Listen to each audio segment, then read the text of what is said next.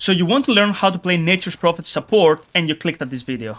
With 1.6 pick rate in Immortal and 40.9% win rate, you must be crazy to think that this is even a thing. Or are you? When the patch 7.33 came in, I really thought Prophet would be insane. I mean, really now, 40% bigger map and the ability to have global presence ain't going to be broken, but as it turned out, it wasn't broken. If you're a support, you probably learned the hard way that in 7.33, experience was a luxury. Valve invented something insane in the last patch. They actually added more objectives other than Roshan, like Wisdom Runes and Tormentors. But for such a huge map, the lack of sentries and observers literally turned the game into a non-stop 5-man. If you've seen this guide on how to play support in 7.33, you know what I'm talking about. So in reality, more objectives equals less objectives. Everyone is grouping up and they're just 5-manning. And then 7.33c came in and I saw this. So immediately I started playing Prophet support with only one game plan. Steal the enemy Wisdom Rune not only at 7 minutes in, but every single one of them and play around this 5-man idea just by buying auras. And this is what we're going to learn in this video. Currently, I'm 9 at 5 with a 64.29% win rate with Prophet hard support, and to be honest, it would be way higher if I was actually playing better, but I'm not. So in this video, we will go through starting items, laning stage, skill build, game plan, mid-game itemization, and friends and foes. Someone might ask, but Jeff, this only works because you're a high-ranked player. No. In fact, I'm fairly bad at the hero overall yet. Last time I played Prophet, you can imagine, right? I was ancient back in 2019 and I was trying to snipe couriers. Yes, I was that guy. As a result, if I can pull it versus the high-ranked players, you can definitely pull that like from Herald to even Divine. Before we start the video, I need to say that you need 2 requirements to play the hero. Low level of micro and literally no skill. If you fulfill the above requirements, get prepared to learn how to play Prophet support.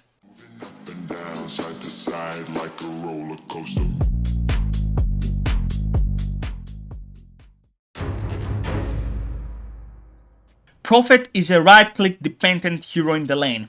So what I suggest is to pick up a Blightstone, a Sentry, a Grenade, Tangos, and fill up the rest with stats or a Fairy Fire.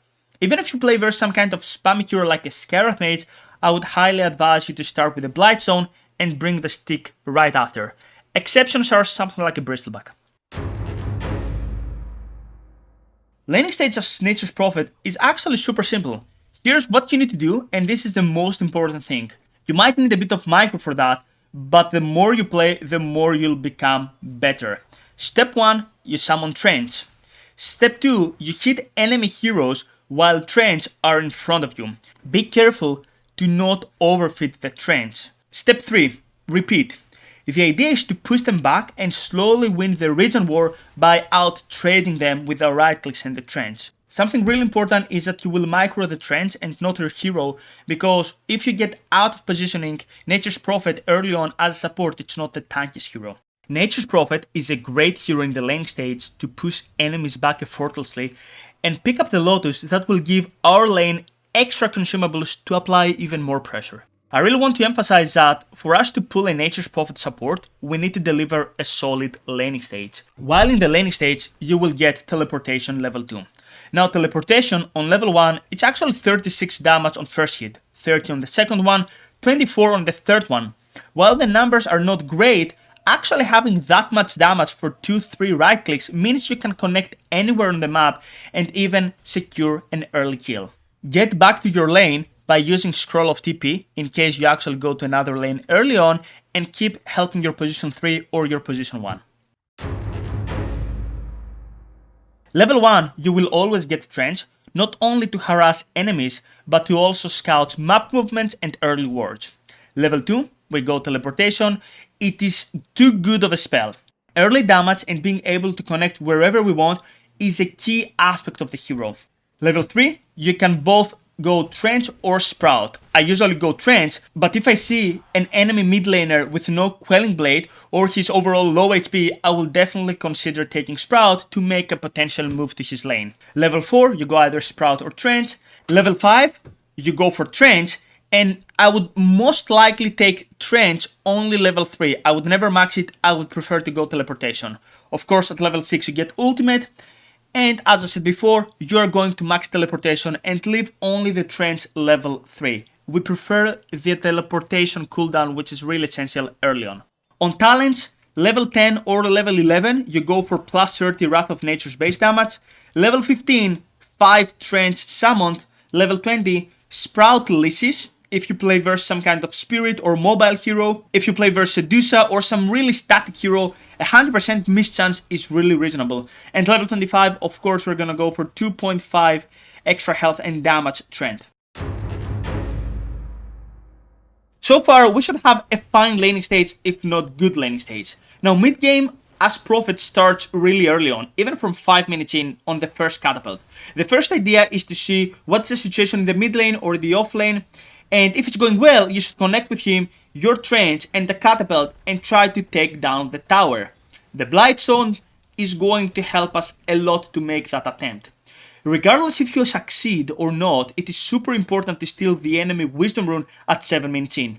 Usually players are not there exactly at 7 minutes in. They might be at 7:05 or at 7:30, but usually they are not. So the plan is to teleport at 6:57, pick up the Wisdom Rune, and then teleport back to your off lane to tier 2 to pick up the other rune. If you take both Wisdom Runes, which it's unique in 7.33c, this will lead to a huge XP difference between the two teams and might even give you a fast level 6. If you don't get level 6 with a double Wisdom Rune, it's okay. Connect with your team and try to siege a tower while trying to get your level 6. If nothing happens, retreat to your jungle, try to pick up some jungle items after 7 minutes in, and always be ready to connect in case of an emergency. In the mid game, you always play around this 5-man idea. You can teleport to enemy jungle and play some deep vision so you will see where enemies are and try to snipe them. But usually what we want is to play around this 5-man idea, sieging early Roshan that Prophet allows us through to Trend and the Blight Zone or the Solar Crest and keep 5-manning. I have great success getting Solar Crest straight up into mech. Now Solar Crest is a great item right now, but I would only buy it to boost a hero. For example, if I have heroes like Terrorblade, Alchemist, Bloodseeker, overall heroes that either gather all the gold, and if they get to die, we get to lose, or simply manfight a lot, for example Bloodseeker, and I want them to give them a boost, this is where Solar Crest comes into play. If you play versus a lot of AoE, or a lot of magic damage, or a lot of all over the place damage, for example Darkseer, Void Spirit, Storm, Pack, Cop, then I will probably skip the Solar Crest, even though it's always a great item, and I will try to get a really fast mech and a really fast pipe. I really need to add that the hero, though is super versatile, you should approach the hero in reality like a 10, exactly. Now if you play versus an annoying hero like Windranger, which is meta right now, it's really reasonable to buy items like Athos as a second item always, or items like Halberd. Overall, a list of items you could use pretty much always are mech, drums, Solar Crest, Crimson Guard, Pipe, Athos, Halberd, and a really good item I like a lot is Aghanim's. Nature's Prophet Shard is really nice if you can get it free from killing a Tormentor, because enemies are gonna struggle a lot, the slope from the trees are really annoying, the damage overall fine, but you can always, for example, Sprout and use Shard. Overall, a free shard on the Prophet is pretty reasonable. Lastly, about the itemization, never buy boots unless you aim the Garden Greaves or Boots of Bearing, and even then, pick it up lastly. So, pick up the mech, pick up the drums, use all the drum charges, and then you can buy the Boots of Bearing. Overall, unlike Nature's Prophet Core, you don't have many mid-game bad matchups, but really have a lot in the laning stage matchups. What does it mean? The core Prophet usually struggles versus heroes like Spec, Spirit Breaker, Bounty Hunter, Storm, heroes that will not allow him to split push that much. But we don't really do that much split push, even though this is an option. What we do is actually provide a lot of 5-man. For us to have the best possible start, we need to actually pull a good laning, as I said before. So Nature's Prophet has a hard time versus high armor heroes like Bounty Hunter, Legion Commander. For example, Legion Commander, because overwhelming odds get to deal more damage due to the extra trends. Spirit Breaker is annoying, and overall high armor heroes are annoying.